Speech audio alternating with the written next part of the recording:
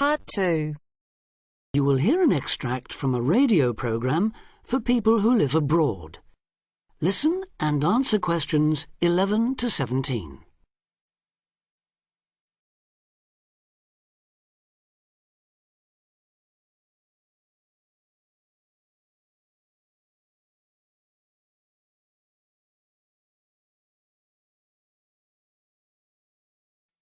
Listen and answer questions 11 to 17. You're listening to Expat News, a weekly broadcast for the English-speaking community in this great city. In today's programme, we'll be hearing from Tom O'Hara, who's going to tell us about all those different associations you can join. Tom. Good evening.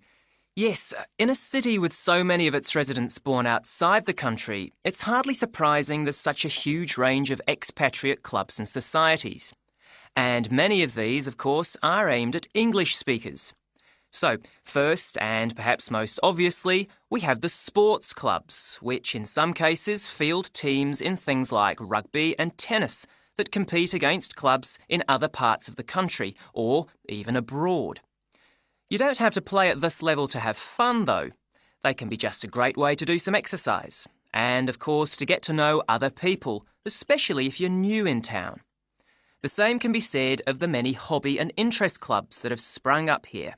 Everything from landscape photography, such as the Viewfinders Club in the Harbour District, or Focus on the Airport Road, to old favourites like stamp collecting. Remember that this country has a long tradition of unusual and perhaps even eccentric societies, so there should be something for everyone. A place where you can meet people of different nationalities with the same social and/or cultural interests as you. For those who may be interested in rather more than just friendship, there's a wide range of lively social clubs.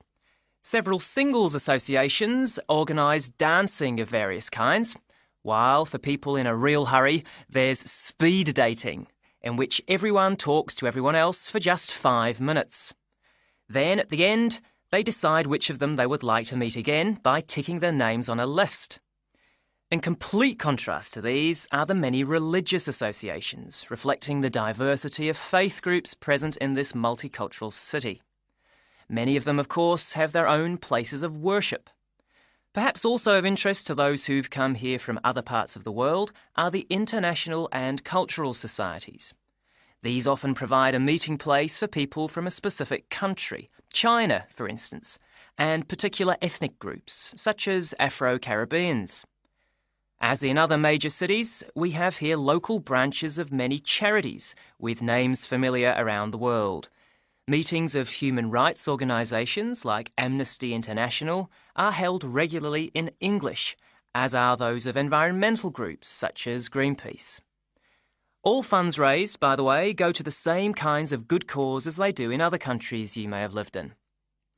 Inevitably, perhaps, there are also the political clubs, often connected with a particular party and, indeed, a particular country.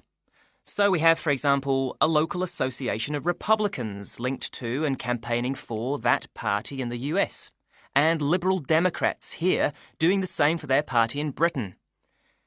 Finally, on a lighter note, there's plenty to choose from in the performing arts. Whether you enjoy taking part or just watching and listening, you can take your pick from a whole range of groups. To take just a couple of examples, there's light opera at the Memorial Hall in the city centre, or a very lively amateur theatre company in the Park District. In summer, they give open-air performances of Shakespeare plays, free of charge.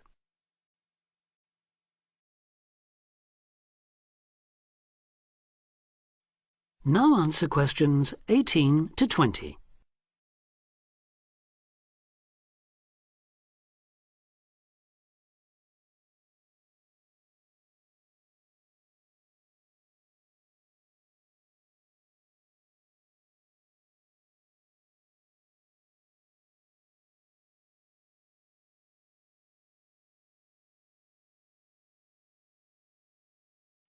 Now answer questions 18 to 20. I should mention at this point that clearly some districts have a higher concentration of English-speaking clubs than others, and that certain parts of town tend to specialise in particular activities. An obvious example would be the number of water sports clubs down near the river. Whatever the number, though, they usually have one thing in common. With the exception of a few associations linked to particular countries and supported by their embassies here, in the vast majority of cases, it is the individual members who fund them, so an entry fee or a subscription will be charged. You may be used to council-subsidised sports centres and the like in your home country, but I'm afraid that's not the case here. Assuming you can afford it then, you can be fairly sure that somewhere out there you'll find a club that caters for your own particular fascination. If it's very important to you and you intend to spend a lot of time on it, it might even determine which district of the city you decide to live in.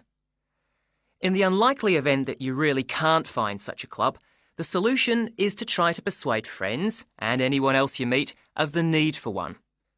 You could also use the local small ads on the internet to suggest the idea.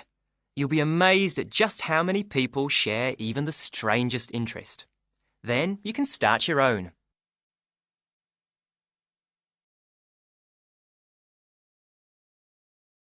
That is the end of Part 2. You now have half a minute to check your answers.